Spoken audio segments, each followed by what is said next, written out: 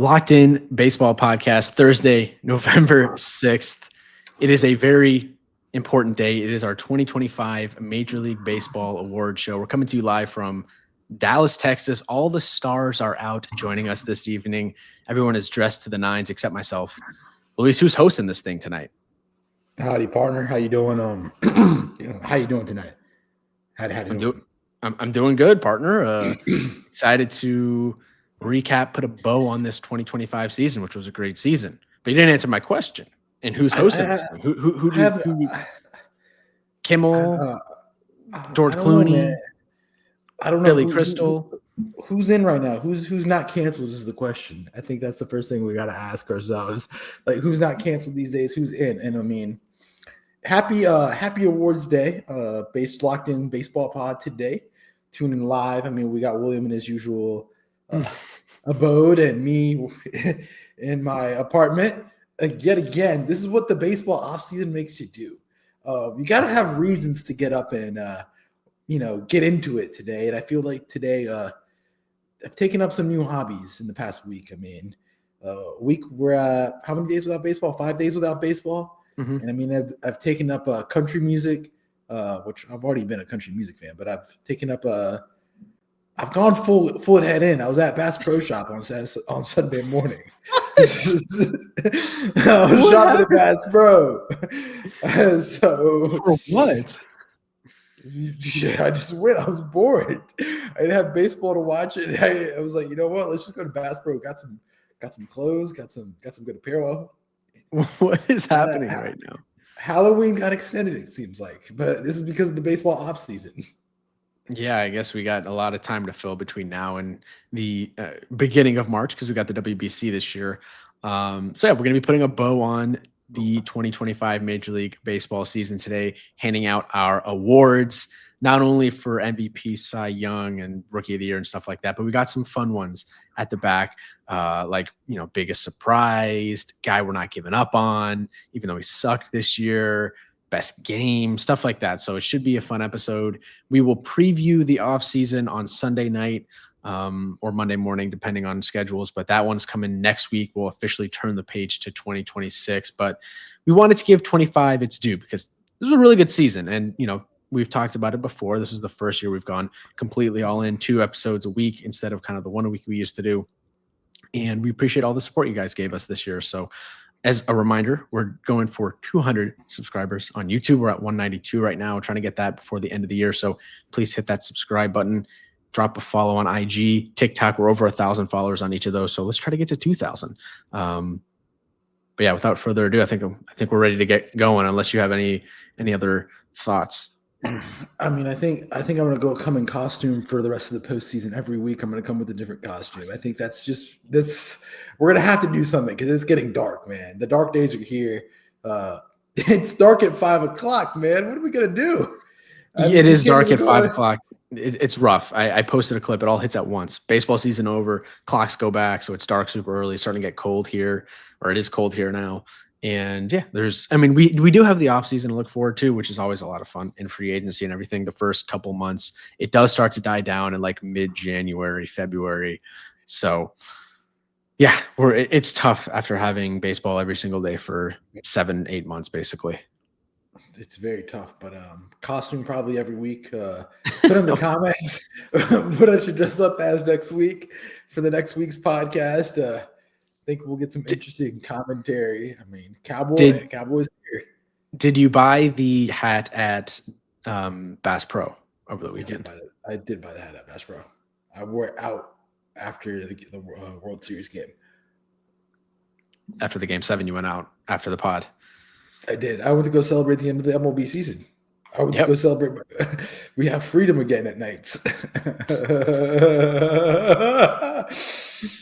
Well, that was the weirdest laugh I've ever heard. I don't know. Let's get into it, my guy. I mean, let's talk about the MLB awards this season. I mean, we got a lot of awards for the listeners that are new to the majors. Let's talk about the 2025. We're going to talk about, first off, the Baseball Writers Association awards. So we got the MVP in the NL. You got the AL MVP. You got the NL Cy Young, AL Cy Young, the Jackie Robinson Rookie of the Year for the NL and AL, Manager of the Year for the NL and AL as well. So, William, where do you want to start up? You want to get in, you want to start into the heated debate, or do you want to like take it easy and work our way in? Let's start with the heated debate. Let's start with MVP in the American League, and then we'll go to the National League and then do Cy Young and Rookie of the Year.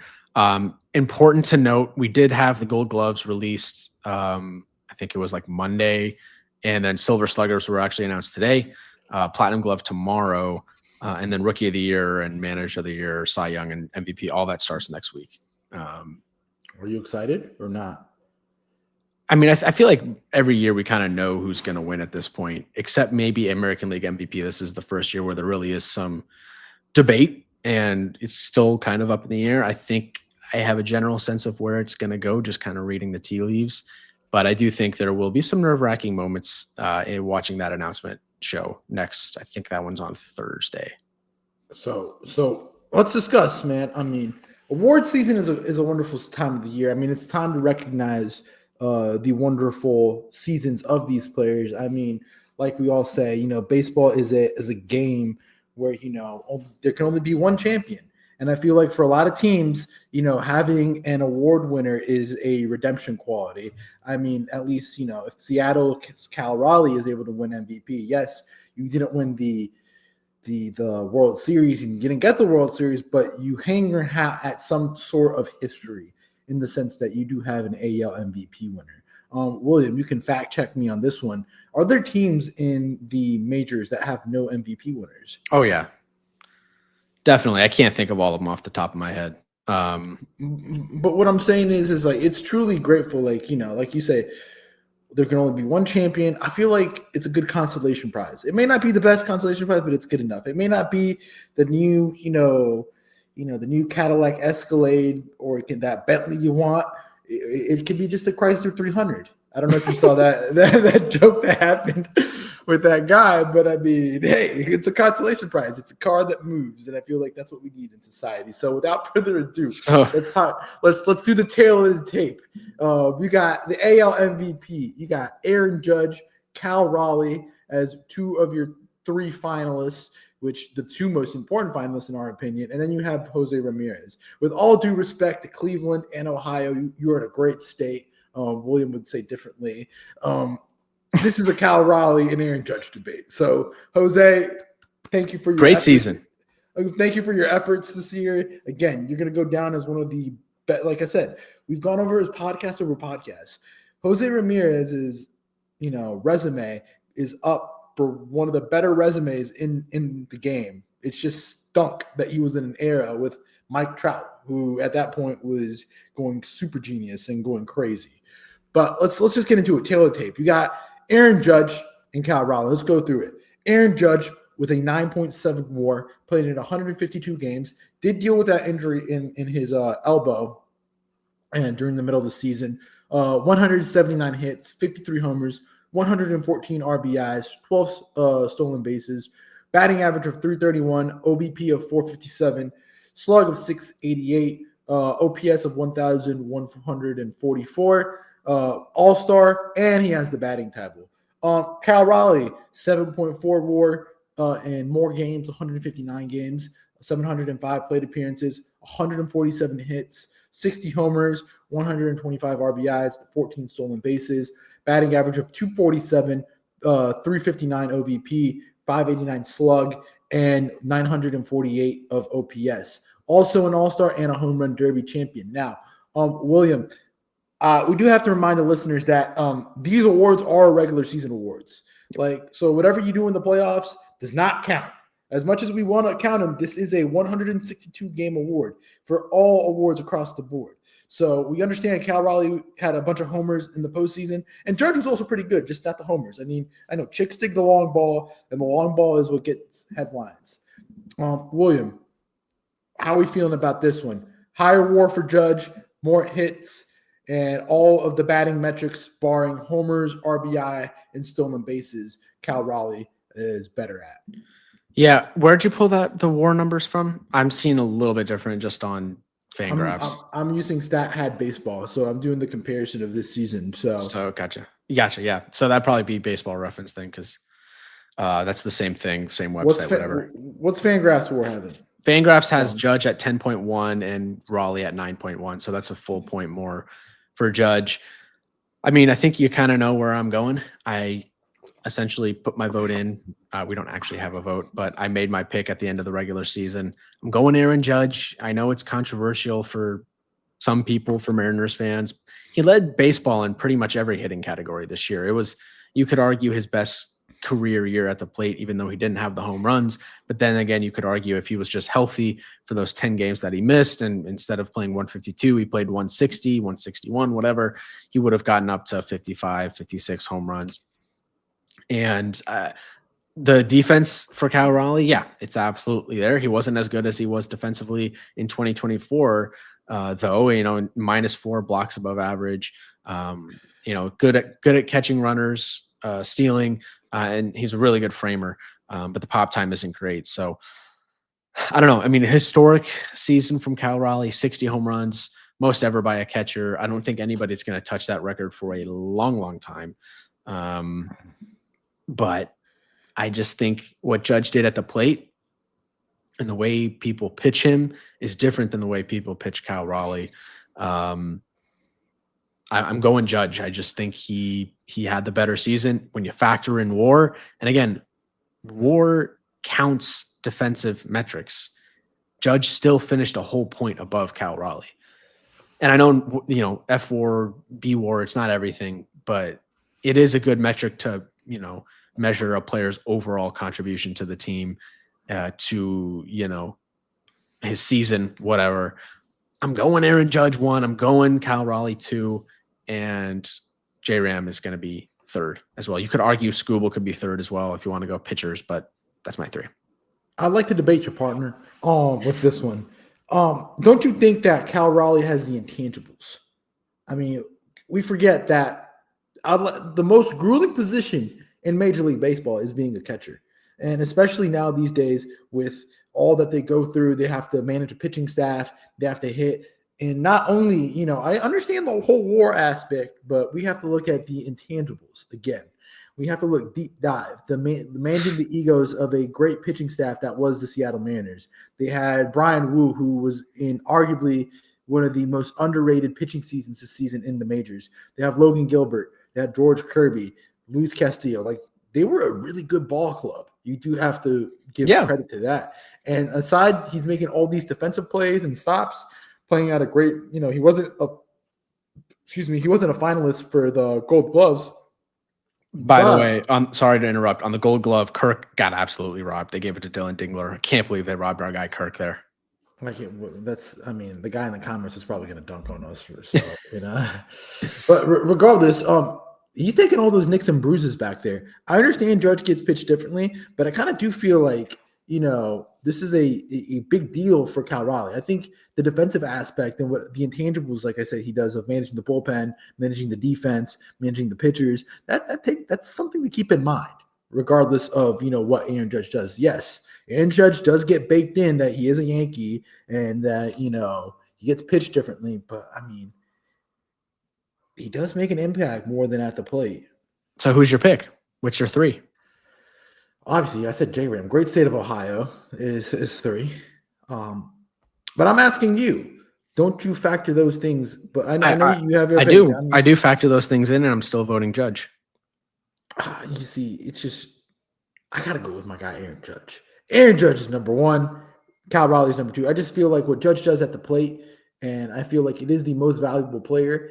And if Aaron Judge is not on the Yankees, that team stinks. Cal Raleigh on that team, the team's still really good. It's not as good, but I still think the team's really good, like I just said. So give me Aaron Judge 1 and Cal Raleigh 2. But I'm just saying, you have to keep in mind all those things that Cal Raleigh does aside from being a bona fide hitter.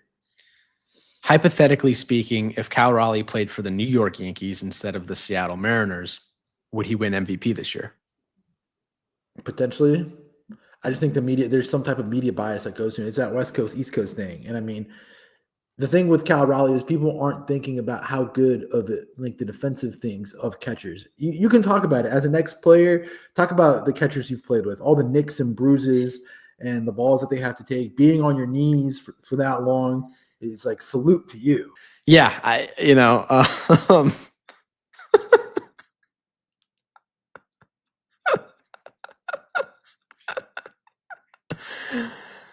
It is an occupational hazard. No, I think, yeah, of course. Those guys get beat up. And there was so many moments this season where he would have an inning where he would get, a few balls hit off his wrist or his thigh somewhere where there's no padding. It seems like the ball always hits where the padding isn't. And then, he comes up next inning and hits a home run. So yeah, he definitely, I'm factoring all that in. I still think Judge is the winner. It's just, if it was any other season, if this was a regular season where we didn't have a guy like Aaron Judge doing what he's doing, Raleigh wins. Unfortunately for Raleigh, Judge is historically great at the plate, and that's why I'm voting Judge here. I think the debate, and I can't wait for this debate to be over. Not on this podcast. I just mean like nationwide. Once someone finally wins this thing, either way, I don't care. I want to look something up before we continue on to the NL side of things. There are those occupational hazards of getting whammed, bam, being on your leash for such a long period of time, and he just does it at the plate. But I want to see, when was the last catcher that won an MVP? Is a really good question. We haven't seen one in a while. Was it Piazza? So actually, it was 2012 with Buster Posey. Oh yeah, the 2012 Buster Posey and 2009 with Joe Mauer. That's the last two respectively on their side. So in 2012, let's look at that 2012 NL MVP voting. You had 2012 was a crazy year. So Miguel Cabrera won the other side. Buster Posey was with Ryan Braun. And juicing. Yeah, and so he had a 7.6 WAR, 24 homers, 103 RBIs, and a 336 batting average. And I think that's where we got to mark our case for Mr. Judge, Mr. Raleigh. Raleigh just wasn't that. I don't want to say dynamic because they're both dynamic hitters, but it's just like Judge is hitting you home runs, but he's spraying the field. He's just going like a bazooka around the field, and he's getting on base. He has the batting title. Cal Raleigh was hitting nukes and nukes only. Yes, and I know that sounds very like shallow, so don't come at me. No, it's true. He was selling out for the home run a little bit this year. That's for sure. So yeah, I mean, that was a crazy year. Yadier Molina had a 7.2 WAR that year and finished fourth in MVP voting. Yeah, I don't know why I forgot about those two guys, those three guys, three legends behind the plate. We were spoiled growing up with the catchers that we had. We had Yadier Molina, Buster Posey. Who else? Pudge Rodriguez. We had Pudge, the Puerto Ricans. There was also Joe Mauer. We can't forget about Minnesota Joe's guy, Joe Mauer. Joe Mauer went crazy. He had a Veritek. Veritek was great. AJ Przinsky, he was a good catcher. Michael Barrett he was decent.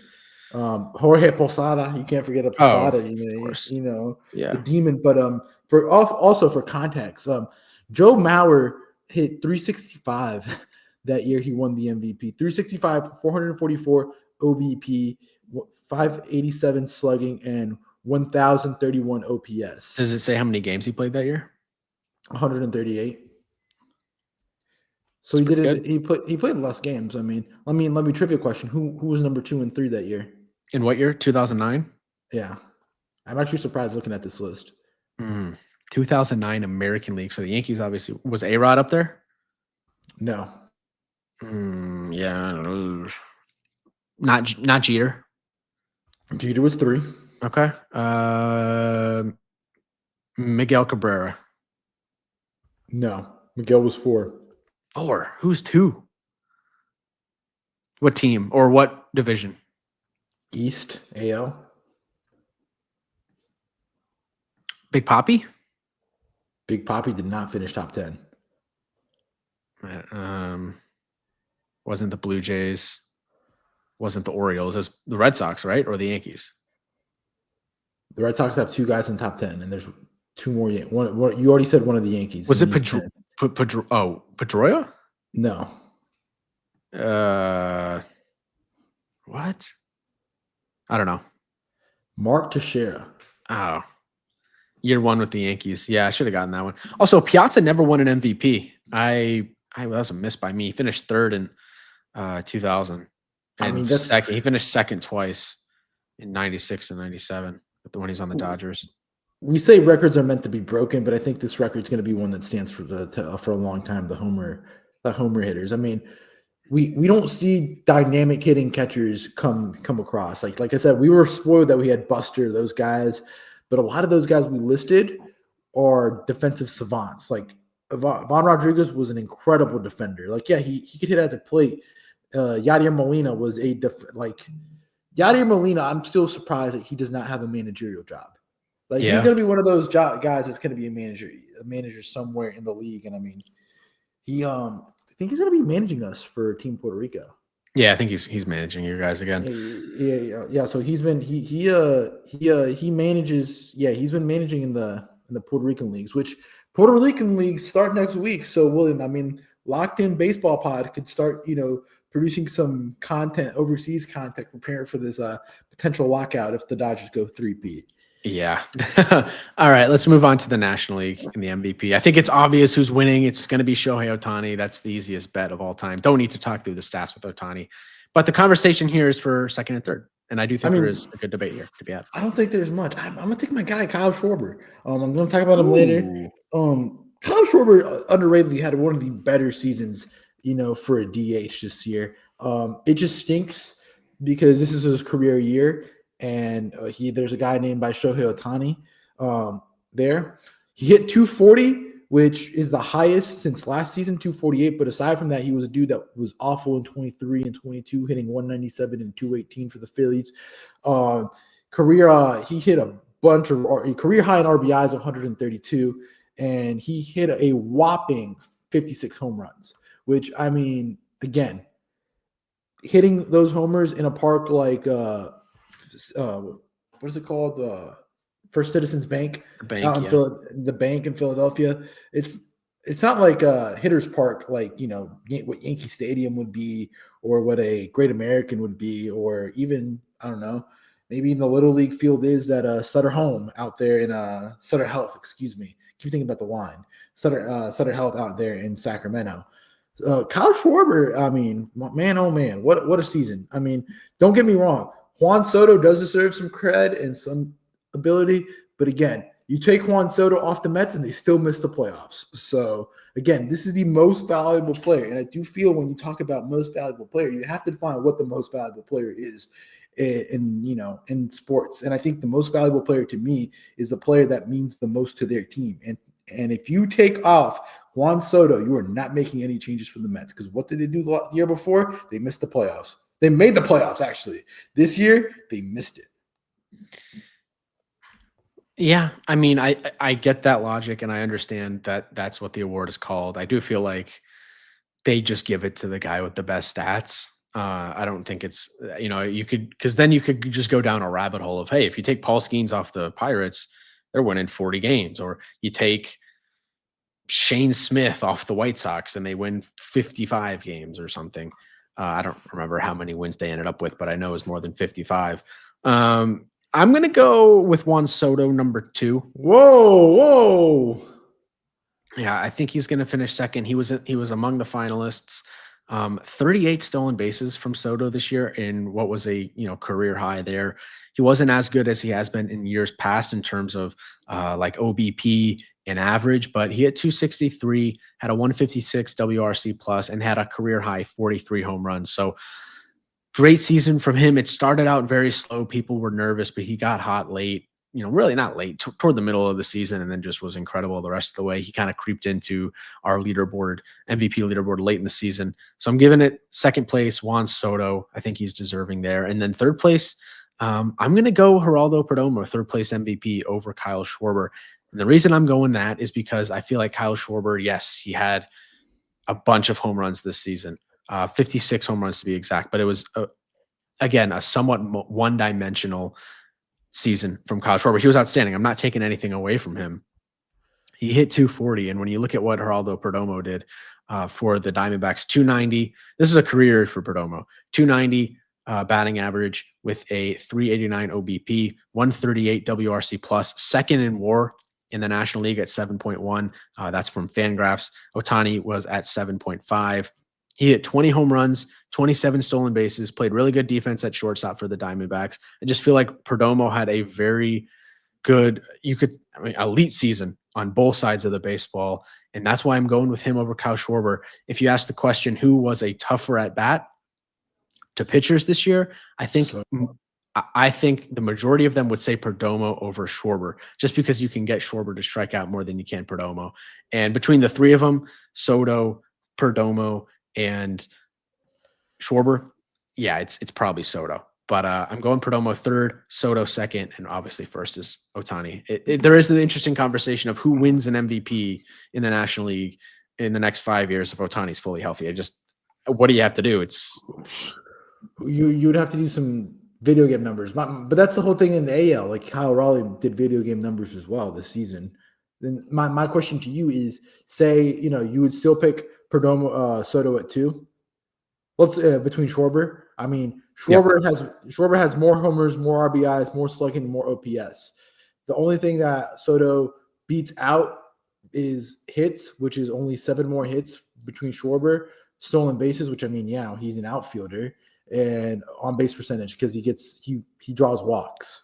Yeah, but Soto has never been a stolen base threat in his whole career, and then all of a sudden this year he stole 38. Like that's just out of nowhere. But it's just like you're comparing two different player types. Like Schwarber is not that guy. That's what I'm saying. And Schwarber is just like not that type of player. Schwarber's never gonna steal like Josh Naylor numbers, like 30 stolen bases. It's just not gonna happen. That's not his use. Of course, but that's what we thought with Soto too. Before Soto's career high before that was 12, and then like out of nowhere this year 38. What? So what you're valuing is you're valuing because he has stolen base, because he gets more walks. You do feel like he is the better candidate for if in a non-Ohtani world for MVP position too. I just feel like he's more well-rounded than Schwarber. I feel like Schwarber is kind of just because of two things. Because of the walks, because of the home runs, because of the stolen bases, because of the hit for average. He can do all of it. There's only 3 things that Soto has better on Schwarber. And that's this year's stolen bases. Batting average, walks, and stolen bases. Everything else, Schwarber's better. Soto has higher WAR. Soto has a higher WAR. He plays defense. Like he's out in the field. Negative 17.2 defensive rating on Fangraphs this year, by the way. Oh yeah, we can go on and on, but I just think we're just discrediting how good Kyle Schwarber can go. Can you imagine Kyle Schwarber at a Great American Ballpark next season if he signs with the Reds, or even if the Yankees lose Bellinger? There are those links, that speculative links of placing Kyle Schwarber in some pinstripes. Could you imagine the amount of terror he would do behind Aaron Judge? As much as I enjoy Schwarber, watching him play, I don't know if I love giving him a huge contract here as he's aging. For the Yankees, for other teams, I would like it. It's too many strikeouts. Stop thinking financials. Just think about play like MLB The Show for a second. Play like Ultimate Team. Play Diamond Dynasty. Just imagine putting him, right in front or behind. Like how many homers would he hit? Probably 56 again. You don't think with that short porch he'd hit more? I don't know. I feel like this was a career year for him. It's not like he had scrubs hitting around him this season too. But you don't think he would hit more with the short porch and Aaron Judge as well? Maybe.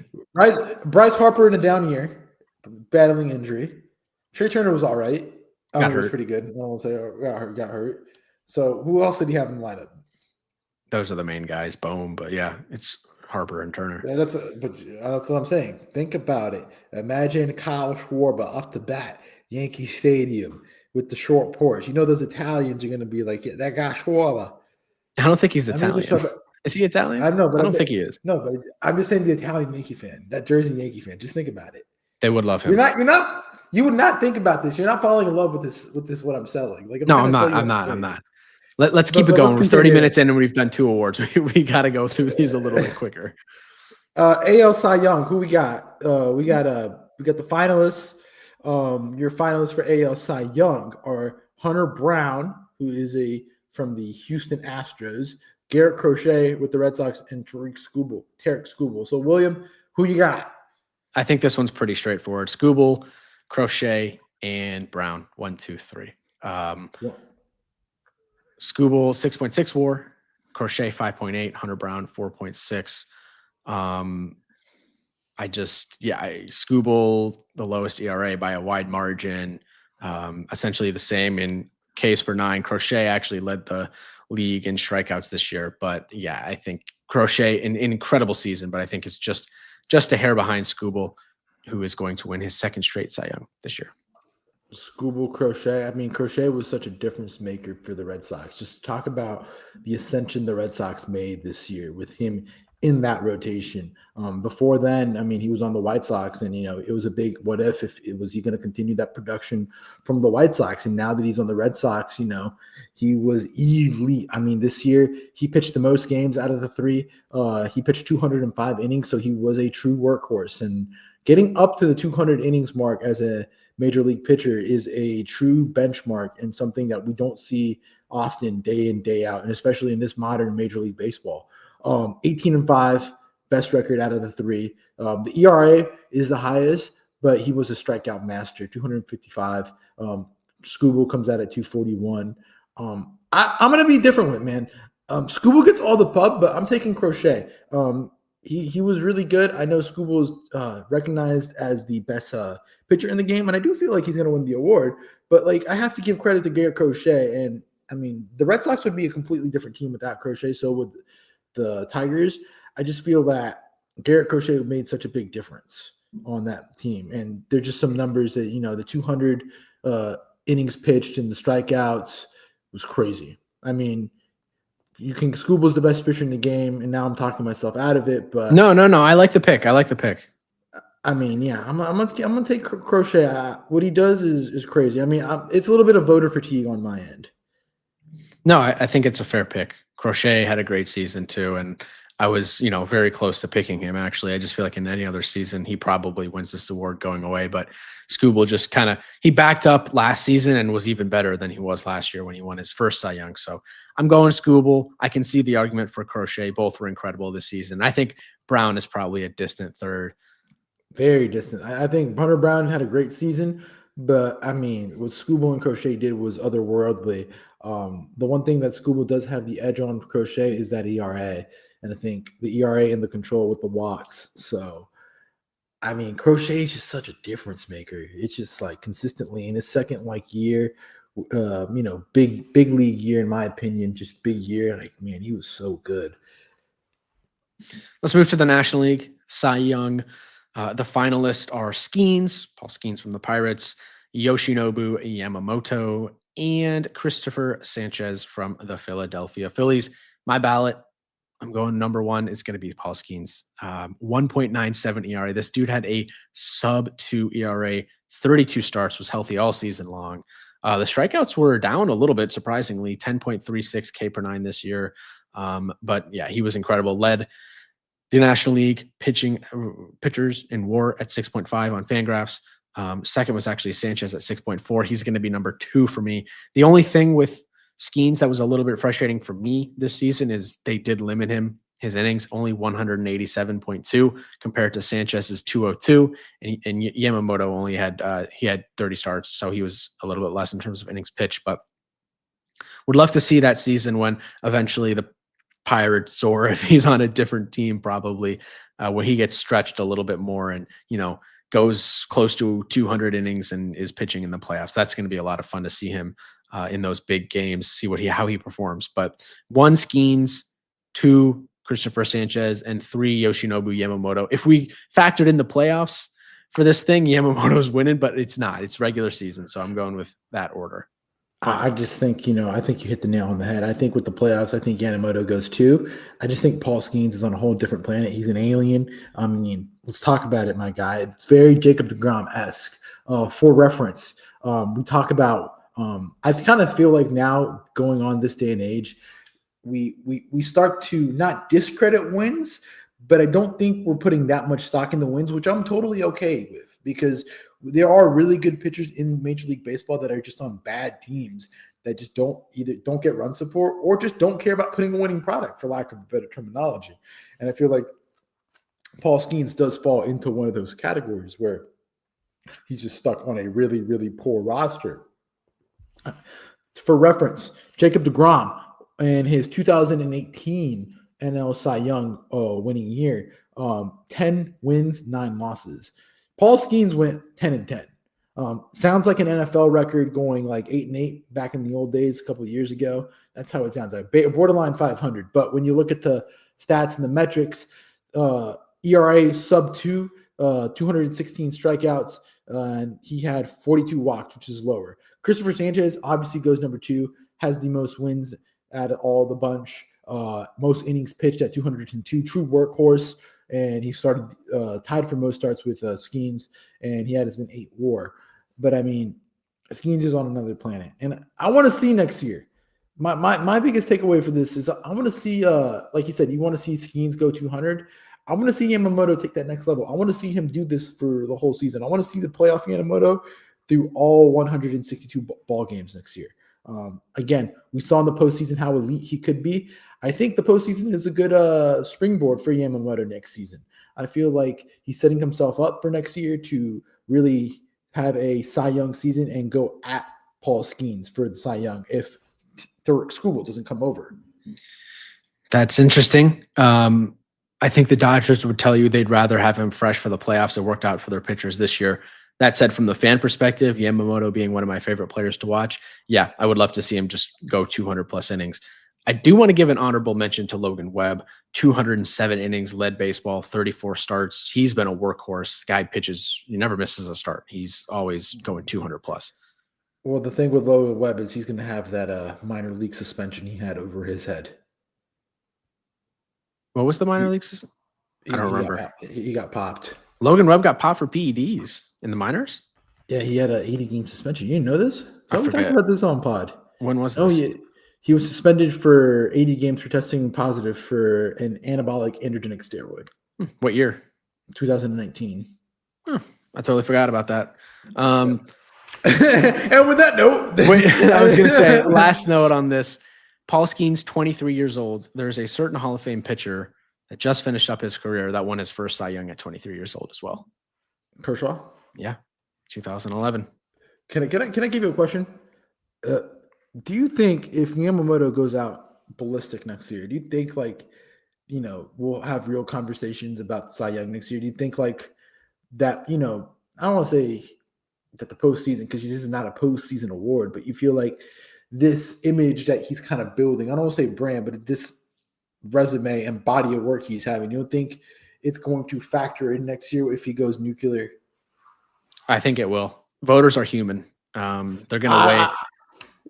Yeah, they'll weigh in just how good he was this postseason. I think, and he was incredible, obviously. So he's now in that class. I think heading into the postseason, not everybody. I think we were kind of having those conversations, but not everybody was putting him in the class of Skubal and Skeens, kind of the top 2 right now, and Crochet. I'd throw in as the 3rd. I think he's very clearly in that class, that top tier of pitchers in baseball. So yeah, if he goes the full season, 30, 32 starts, whatever, stays healthy. He went 30 starts this year. So 32, 34 starts, 200 plus innings. Yeah, it'll be interesting. Obviously pitching is so tough because you just don't know who's going to stay healthy at any given year. And I mean, if we do factor in Paul Skeens, say he has another year, but he's on the Pirates, they're playing uncompetitive baseball. You really start to factor in is Paul Skeens you go 10-10. And I know I said wins were kind of irrelevant, but at some point, like you said, we are human and we are going to factor in, okay, you're going out there and you're pitching these 30 games, and out of those 30 games, you're only winning a third of your starts. I don't know if I can take 4 more years of just Paul Skeens playing totally irrelevant baseball. But how about this? But how about the Cy Young in Cy Young perspective next year? Can you basically what you're saying is there going to be voter fatigue, and I could see it. But he's so young. I know he's so young, but are we still going to be giving the award out for the same thing that he's doing? And he's not yes, he's great, but is he really contributing up to team success? Well, yeah, every 5th day, the team stinks. I mean, there's a lot of teams that stink, but they're not, but they still make it work. I mean, We can talk about it. Like you can, like I'm just saying, Detroit. And no disoffense to Detroit, they have great management. But we talk about it. I think we kind of overrated Detroit looking back at it this year, Yeah, with their lineup and everything. Detroit was a totally different team with School, and you could see when he pitches. of course. Skeens is that guy too. I think. You think? I I mean, think he's a game changer. He's the best so pitcher let in the me sport right now. so let me ask you right now. Let's do a little debate here. I know it's award set season and we got more to go through, but let's get some positive debate and discussion. Paul Skeens or Scooble? For what, next season or like moving forward You got to pick one right now. to win a game? No, you just got to pick one. Skeens.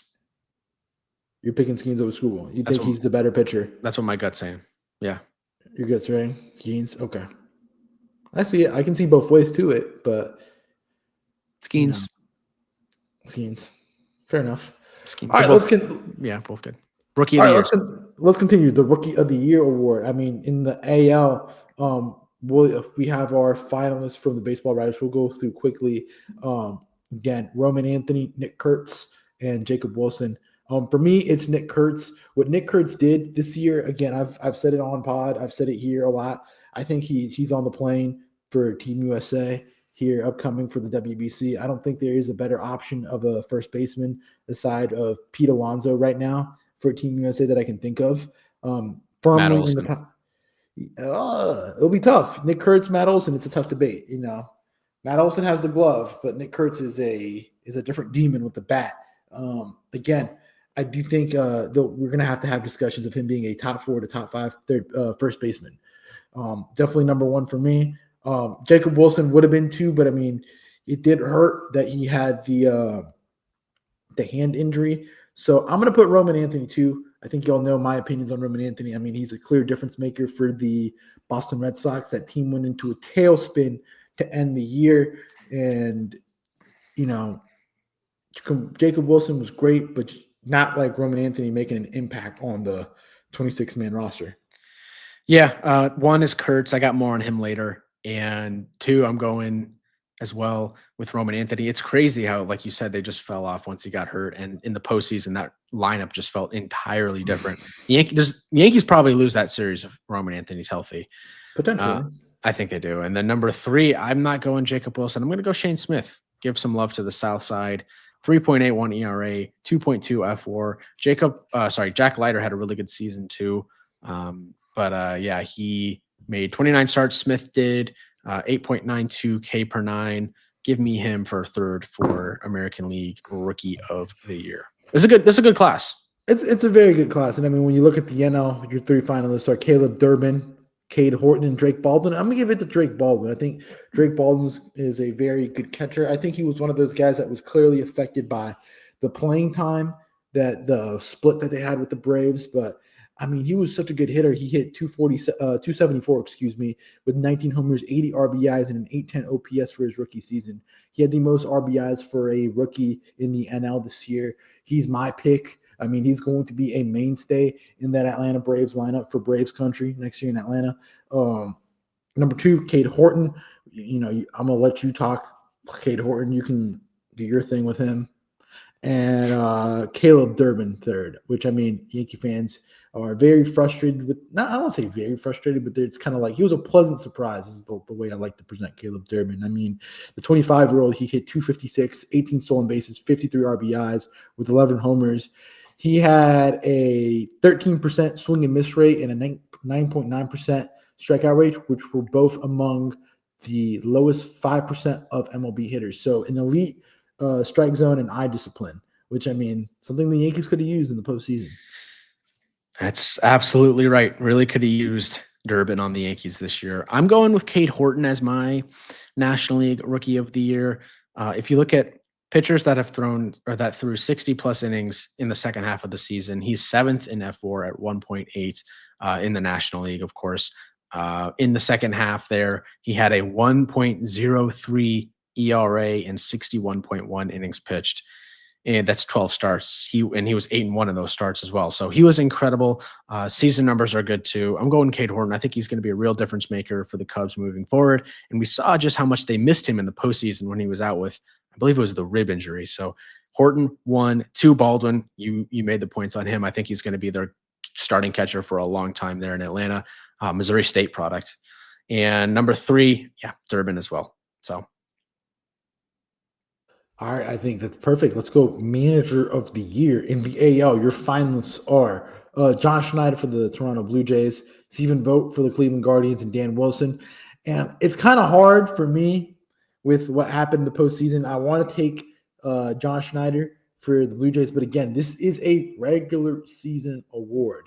Blue Jays, yes, they went worst to first, which is something that rarely happens. I mean, let's talk about it. I mean, the last time a team went from worst to first, you saw in 2015 and 16, the Red Sox won 93 and they went from worst to first, and they had a 15-game improvement when this is the year that they signed David Price. Rick Porcello won the Cy Young. Mookie Betts was crazy. They were in the pinnacle of the AL East.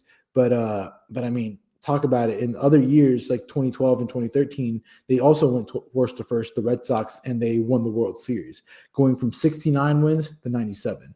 But again, this is a regular season award. And for that point being, I have to give this award to Stephen Vogt. Stephen Vogt literally had a great month, and, he kept the float above water throughout the whole season with the Guardians. I mean, the Guardians losing Shane Bieber, their ace, due to injury last year, and then this year he wasn't available due to the injury, and then getting traded mid-year. They lost a lot of guys in free agency. Their starting pitching was a question mark, but developed Gavin Wilson into a bona fide, respectable, damn near very good MLB starter. Williams. And Gavin Williams. You said And Wilson.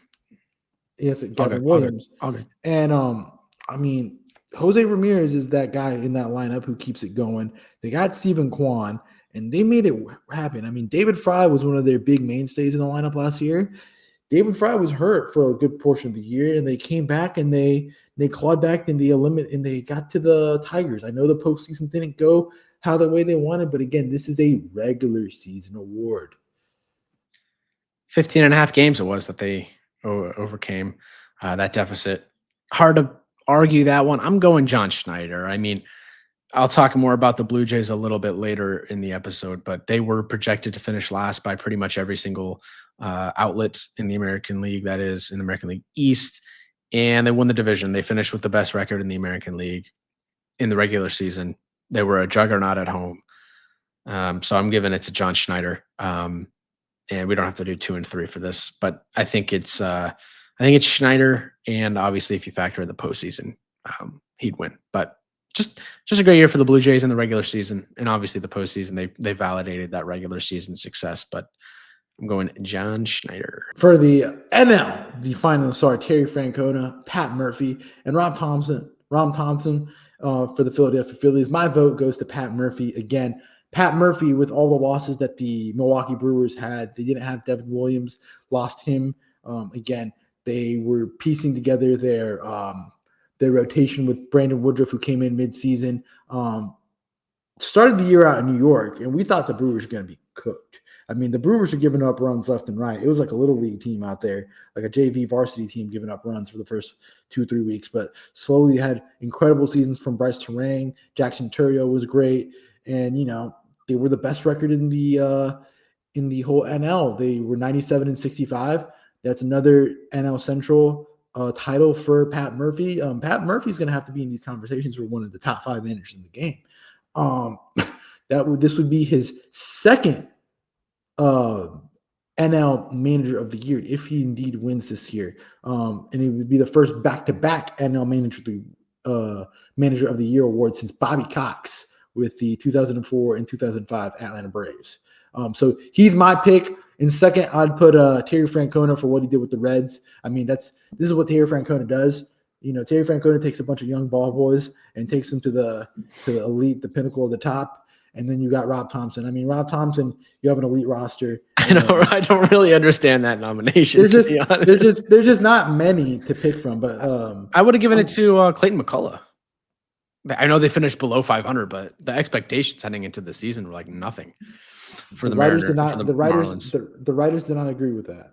Yeah, I don't know who else though. I mean, we don't have to go through it. I think I got Pat Murphy as well. I think that's the easiest pick of arguably any award we've handed out this evening. I forgot that I forgot the Reds made the playoffs almost. They were in and out so quick. It's like, a cup of coffee in the playoffs.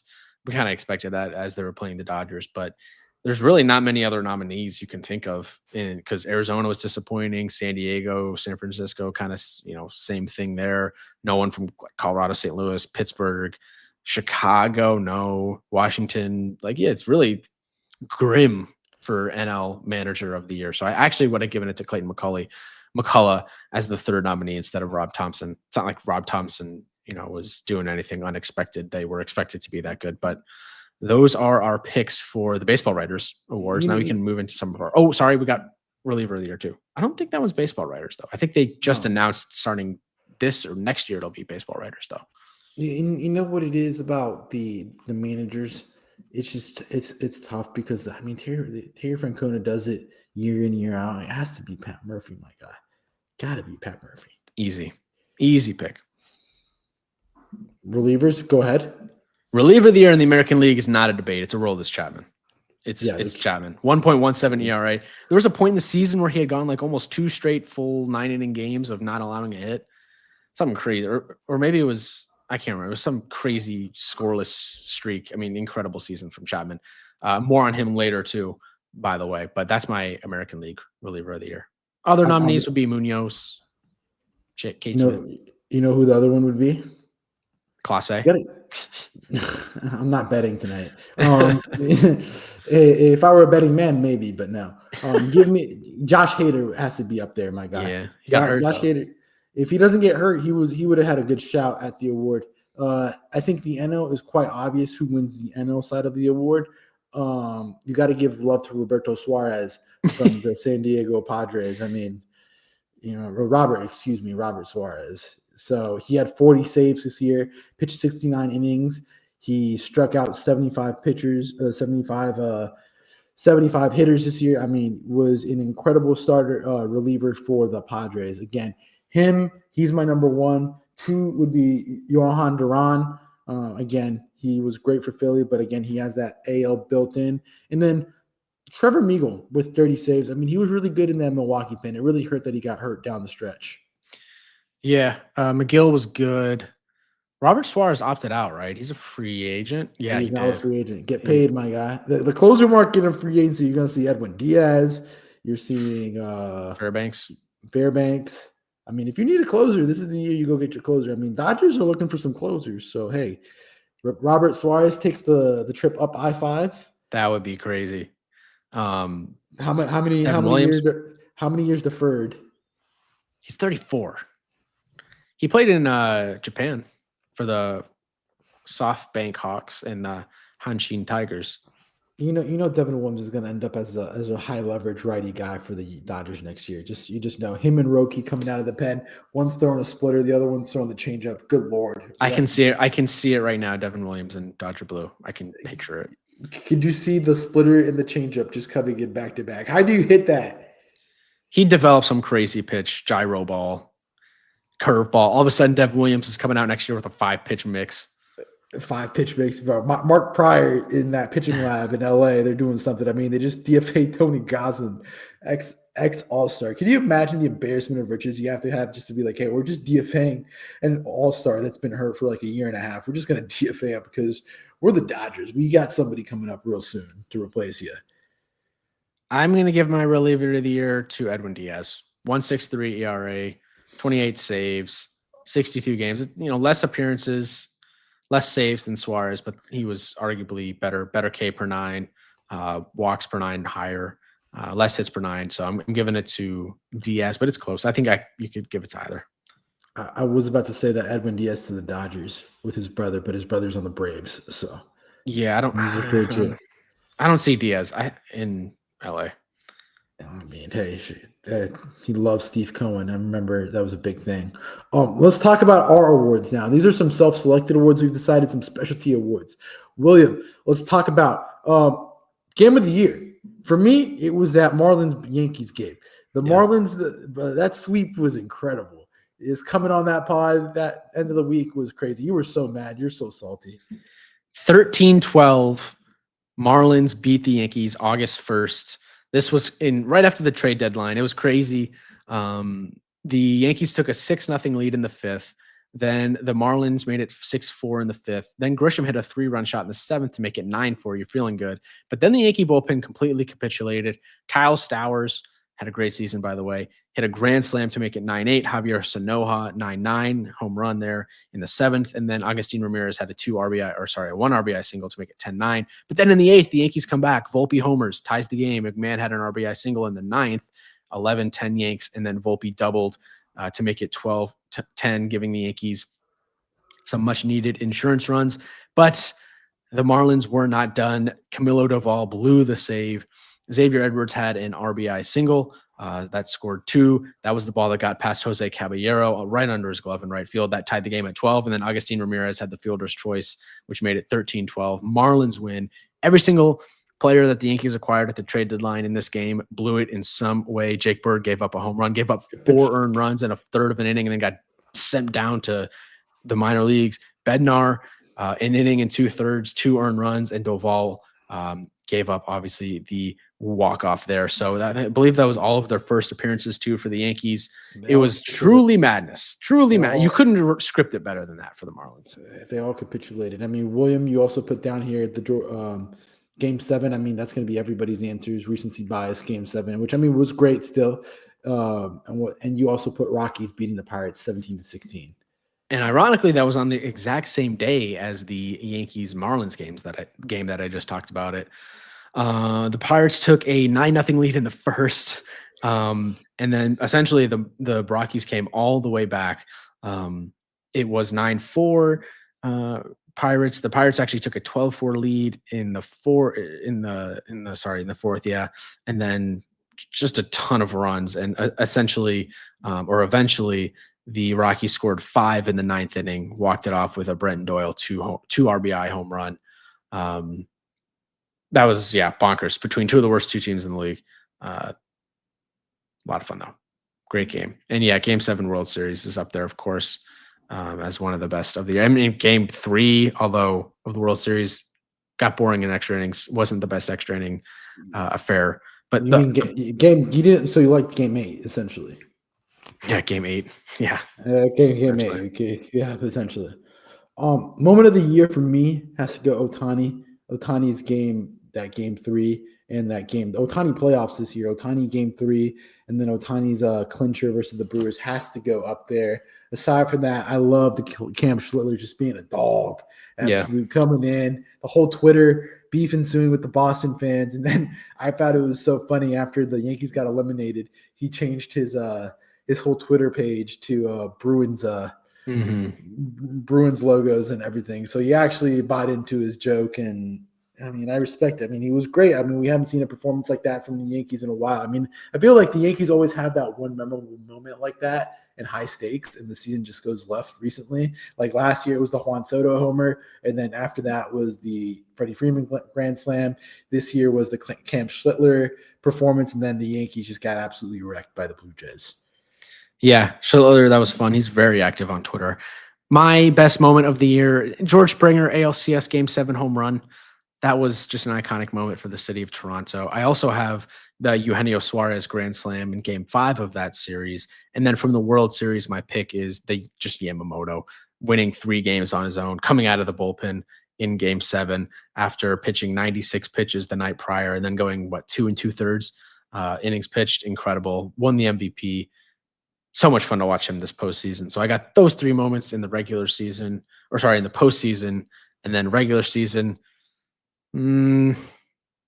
Probably Cal Raleigh hitting 60, I would say. That was probably the best regular season moment. That was crazy, hitting 60. Let's move on. Most impressive season, William, for you, player? Yeah, my most impressive season from the 2025 Major League Baseball regular. I kind of butchered that, but I'll say it again for the clip. My most impressive regular season from the 2025 MLB season was Nick Kurtz. We knew he was talented coming in to the into his rookie year.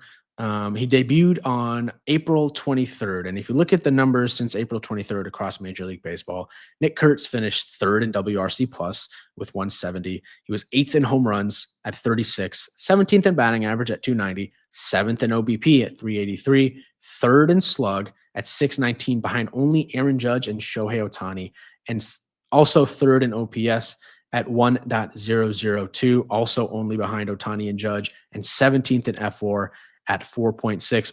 Genuinely one of the most impressive rookie seasons of all time, certainly of recent memory. He came in and immediately established himself as a true big leaguer, one of the better hitters in all of baseball. He had that 4 home run game in Houston. I believe he had in a bat for the 5th there, but didn't get it. Just so impressed with Nick Kurtz. Like we've said many times on this podcast, we think he has a chance to be on the Team USA roster this year as a first baseman. The only part of his game that concerns me right now is obviously the strikeouts. 30% strikeout rate is quite high, but he's so young, has so much time to develop. Nick Kurtz is my most impressive season, or the player I was most impressed with this season. For me, it has to be Michael Garcia. I mean, there's a lot of guys that we can talk about. We can talk about Hunter Goodman, the catcher. We can talk about Yanier Diaz, the catcher from Houston. You have Jonathan Aranda from Tampa, who's been a metric starling. But this year, Michael Garcia, 5.8 WAR, 170 hits, 16 homers, and 286 batting average with a 351 OBP, 449 slug, 74 RBIs, and 23 stolen bases. I think the biggest question coming into the season for the Kansas City Royals was who was going to be that guy to stand up next to Bobby Witt and take shoulder load. Move over, hold my beer. It is Michael Garcia. He had an incredible year, all-star season performance this year, and he posted he had a gold glove as well this season. Just tremendous position at third. He went up from 231 last year on batting average to 286, as I stated. On base percentage went up from 281 to 351, and then the slug, he had over 110 points plus in slug. Talk about a season for Michael Garcia, and I think the Kansas City Rockies have found themselves a guy to be. Kansas City Royals have found themselves a guy to place next to Bobby Witt Jr. in their future for the lineup. He's also relatively young. He is plays multi-positional. He's only 25 years old, so he's a 2000s baby. So good building block for the future for the Kansas City Royals. Excuse me. I was going to say Rockies again. Yeah, he had arguably the most underrated season in all of baseball this year. You got Vinny Pasquantino, who's obviously the power bat there, but Garcia is kind of the do-it-all guy. And yeah, they got 4 more years of arbitration with Garcia. So he's under the books for a long time. I think he had the most underrated season in all of baseball, alongside Geraldo Perdomo, but Garcia even more so because people are talking about Perdomo. So incredible season from him, absolutely. Yeah, and Perdomo would have been my other vote, but I mean, you hit the nail on the head. So it's I think that was a beautiful selection, my friend. And then honorable mention for biggest surprise, obviously Trey Savage, coming out of nowhere, started the season in A-ball. We all know the story with Savage. That was a huge surprise too. I mean, that's the story of the postseason, my guy. So, biggest surprise, William. I think this one's easy too. I mentioned this one earlier. Toronto Blue Jays, their win total was 78.5 heading into the season, which was the lowest in all of the American League. And they won the division. They won the division on the last day. We know their run to the World Series had just career years from a lot of guys around Vladimir Guerrero Jr. Vlad wasn't his absolute best in the regular season, but, we all know Ernie Clement, Miles Straw, Dalton Varsho, everyone kind of stepped up at points for them this season. Nathan Lucas, obviously Alejandro Kirk, Shane Bieber came in after the trade deadline and was great for them. Huge that he actually just opted into his contract the other day. That was big news for the Blue Jays. Could very well have the best starting rotation in the American League East next season in terms of 1 through 3. Yeah, I think Toronto is pretty easily the biggest surprise for me this season. This can be player or team too. For me, it has to be the New York Mets. I mean, really surprising. I mean, you see the run the Cinderella run that they went on last year, And you expect them with the Juan Soto acquisition, all the signings that they got for the bullpen and for the rotation. You kind of expect the Mets to be there in October, to be one of those teams to take that next leap and step and be players getting into the Fall Classic. But this season, the Mets did not make that jump. They went the opposite way. I mean, it all came down to a season in Miami, and they could not get it done. And I think that's very surprising. I mean, that's just baseball. That is just baseball. Mets definitely a disappointing season. Biggest surprise, yeah. I think it was if you told me in if you told me in April that they weren't going to make the playoffs, I would definitely be surprised. Now pivoting over to biggest disappointment, which you kind of just handed out in the Mets. But my biggest disappointment of the 2025 MLB season, the Atlanta Braves. They started the season with the second highest win total in the National League at 93.5, and they finished with 76 wins. This was kind of a season from hell from the Braves. Essentially, every meaningful player for this team got injured this year. We obviously know Acuna started out injured, came back a little bit into the season and was incredible. You could argue if he played for the full season, he would have had certainly MVP votes. That was not the case. He was injured. Spencer Strider came back from injury, was not himself. Chris Sale got banged up. Pretty much everybody on their starting rotation got injured this season. Chris Sale with the rib injury. Austin Riley went down with an injury, missed the rest of the season when he eventually went down. So they never recovered from that 0-7 start. And they actually played a little bit better. They played decent baseball down the stretch. There was that random run in right after the All-Star break where Michael Harris was one of the best players in the game. But super disappointing season from the Braves. Very curious to see what they do this offseason. They gotta improve next year. They have to. Are they signing Bo Bichette? Are they re-upping Ha-Seong Kim? Remains to be seen. Disappointment for me got to be the Texas Rangers. For a team that we thought was going to be there as one of the big contenders in the AL, they really fell flat, missing the playoffs this season. I mean, they got Jacob deGrom back. Jacob deGrom wasn't Cy Young Jacob deGrom, but he was really, really good this year. The bats just didn't get it going. Jock Peterson struggled. They battled with injuries with Corey Seager early on in the season. Marcus Semien was slow to start. And kind of the narrative that they're an old team kind of sunk in. And for a team that had a good blend of old and young, the old really started to hinder them with those guys. And I feel they're very disappointing. I expected them to be World Series contenders coming out of the AL, looking at how the AL construction was.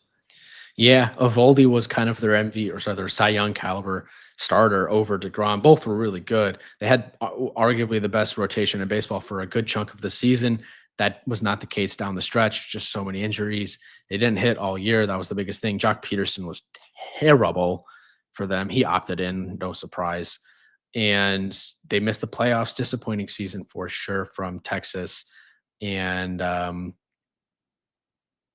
curious to see what they do this offseason. They got pretty big payroll. I don't know if they'll be that active in the market, but you're fitting the bill for a Texas player. We're in Dallas right now at Cowboy Stadium for the ceremony, which, by the way, George Clooney is still hosting right now. He's going deep into this thing. Yes, sir, partner. It's like a mix of Sherlock Holmes and Butch Cassidy here. Sherlock Holmes, I don't know. Hey, did you see the detective at the Louvre heist? You kind of look like him. I have no idea. I was getting called Bad Buddy the other day, so it's trying to. I don't know if that's a good thing or a bad thing, but here we go. Let's talk about most impactful move. William, you said the two Red Sox signings, the Garrett Crochet to Boston or Aroldis Chapman. I couldn't agree more. Like I said, we talked about it earlier with the Cy Young with Garrett Crochet. Truly a difference maker, taking that rotation to the next level. Boston was really lacking a workhorse, a real dog coming out of the rotation, and they have it in Garrett Crochet on a team-friendly deal, allows them to be roster flexible, and they'll be in the hunt this year for some big free agent acquisitions. You can also make a play that Alex Bregman was a really big signing. I feel Boston last offseason, really made some really shrewd and great signings that really impacted their season in making the playoffs. Chapman was a 1-year, $10 million deal, and then they just extended him for another year. I think it's 1 year, 15. And then revisiting the Crochet trade a year later, it was December 11th, 2024. They traded Crochet the White Sox traded Crochet to Boston for Braden Montgomery, who's still in the minor leagues, Wikelman Gonzalez, who came out of the pen for the Sox this year, Chase Meidroth, and Kyle Teal, two guys that I think will continue to play in that White Sox lineup down the stretch or in the future. So the jury is still out. We'll see what happens with Teal and Meidroth and maybe Montgomery. But either way, year one, Crochet has a Cy Young caliber year. That deal was absolutely worth it, or the trade was absolutely worth it. And then they re-signed him to what I think is a pretty team-friendly deal at just like $26 million a year, basically. Yeah, and I mean the Bergman deal was great. So, William, your favorite player to watch, non-Yankee?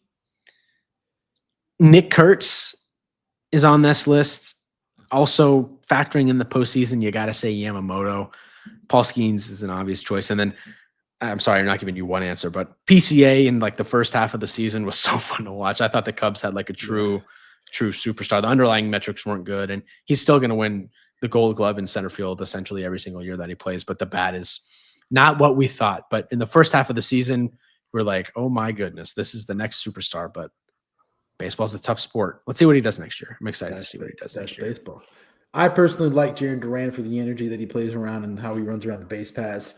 Junior Caminero for third baseman out of Tampa had a great season. I think he's really underrated right now because he plays in Tampa and what went on with that stadium this year as well. You got to say Yoshinobu Yamamoto with his stuff. And I like Christopher Sanchez. I've always been a Christopher Sanchez guy. And I just think he just has that changeup and sinker makes elite. Yeah, you've always been a big Sanchez guy. He is fun to watch. Hey, I drafted half these AL Cy Young guys and NL Cy Young guys. I drafted them in fantasy, but of course I finished fourth. Excuse me. I thought you finished second. No, you finished third. I thought you finished maybe third. Yeah, because Armand just got active for like the last 2 weeks and went for it, and I was like, all right, cool. Like, yeah, he can have that. I hope he doesn't listen to this end of this podcast because we're never going to hear the end of this. So it is what it is. But finishing it out, player that sucked that you haven't given up on. and for me, it's Rafi Devers. And here's my thing with Rafi. He didn't suck. But he wasn't Rafi. He wasn't star level Rafi. And he wasn't, you're not getting the ROI, as they say, the return on investment. I mean, Rafi had a weird year coming into spring training. There was those rumors that he was moving to first because they signed Bregman. It was just never like the season was never just, you can never get comfortable. I mean, he started out slumping to start the year. He was really up and down. Then he went to San Francisco, and then he played a little bit of first there. I just feel like he couldn't really get comfortable in his surroundings in Boston. Really affected his play to start out the year. And then that trade happens out of nowhere. And, you're obviously going to feel some type of way. He was in that system.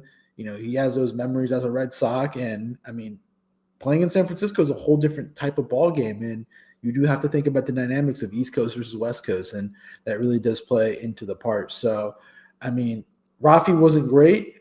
He was good, but not Rafi great. And I do feel like he's going to be a guy that I'm not going to give up on. I think next season, now that he has a full spring training, no distractions, everything, the house is going to be in order. Doesn't have to worry about issues with management and whatnot. I think he's going to be great next season. Yeah, we'll see how he adapts to Vitello as the manager out there in SF. That's one of the things I'm more excited about next season. The player that I thought sucked this year that I have not given up on is Shota Imanaga. He didn't suck when you look at the ERA specifically, but he gave up 31 home runs. And what you remember most for players from a season is typically how they finish the season. And he was so bad for the Cubs down the stretch. 6.51 ERA in the month of September. He gave up a home run in every single start from August 10th through the end of the season. He had 2 playoff starts. Both gave up home runs in that game. A bunch of multi-home run games that he had. In the month of September, he went 2 home runs against Atlanta, another home run there against Atlanta in the second start against Atlanta that month, 2 home runs against Tampa, 3 home runs allowed at Cincy, and 2 home runs allowed against the Mets at home. Then in the playoffs, he had an 8.10 ERA, did not get through 4 innings. He was just so bad down the stretch, and the Cubs did end up extending the qualifying offer to him. We'll see if he accepts it. I think Shota is the prime example of a dude that just needs a change of scenery. This signing never made sense to me because he's a fly ball pitcher, and Wrigley Field, we know if the wind is blowing out, you could be hitting a 300-foot home run. That's going to be a home run just because the wind is so crazy. This guy needs to go pitch in Seattle or something. I actually think that would be a really good fit. They have a surplus of pitching, but Seattle, Pitchers Park, obviously he's Japanese. There's the ties there. I think. How about San Diego? San Diego just got Yu Darvish not pitching next season. He's not one of these younger players. He's like in the older generation of Japanese players because we see like a lot of the younger generation coming over right now. They want to be with Ohtani. He's one of those older guys, kind of wants to do his own thing. San Diego, San Francisco. I could see San Diego because they also just lost Yu Darvish for the season. He got Tommy John, which I just mentioned. Yeah. Sorry. I don't know. Is that the end of his career? Anyways, he could deal with a change of scenery for sure. He would benefit from that, I think. And also on the Cubs side, like you got Colin Ray. They extended him for another year. He was really good for them. Cade Horton going to be healthy again. He shapes up to be maybe their ace of the future.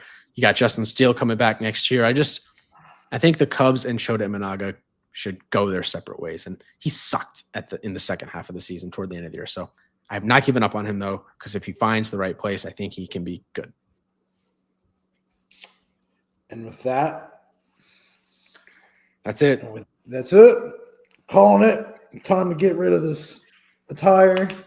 We're officially putting a bow on the 25 MLB season, 2025. Putting on a bow. So it's over now. It's time to fully embrace new hobbies, William. Any hobbies you'll be embracing this offseason? No. Video making and reading. That's what I'm going to be doing. I got a couple books I want to read. I got the AJ Brown book, the self-excellent book I want to read.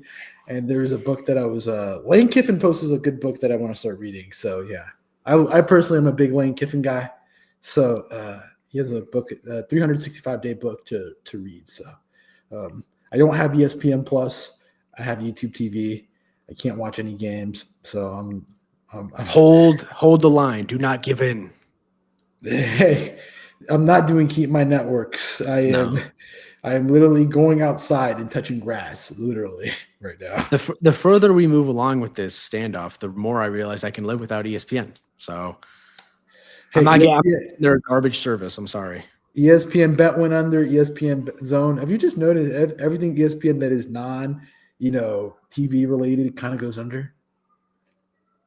ESPN Bet, ESPN Zone, ESPN Games. Yeah, I saw they signed a deal with DraftKings to be the official sports book of ESPN or whatever.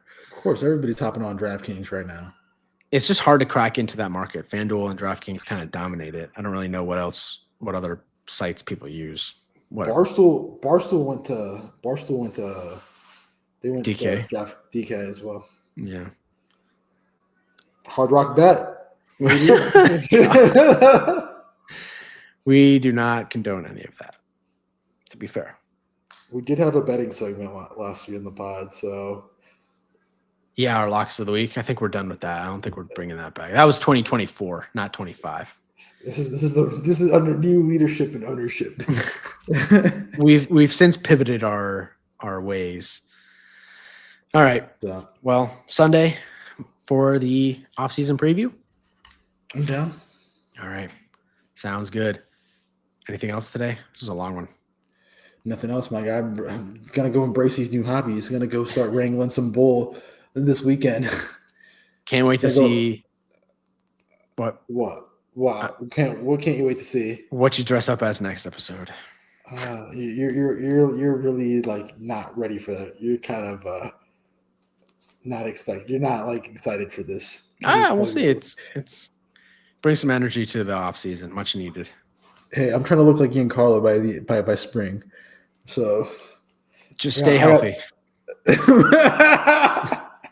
And with that, make sure you hit a follow, subscribe on YouTube, follow us on Instagram and YouTube and TikTok. Trying to get to 200 on YouTube. That's all we got. Substack article. Maybe I'll do that this off season. I got more time now. Yeah. So cheers. Thank you all for listening. Catch you guys for the offseason preview. Peace out.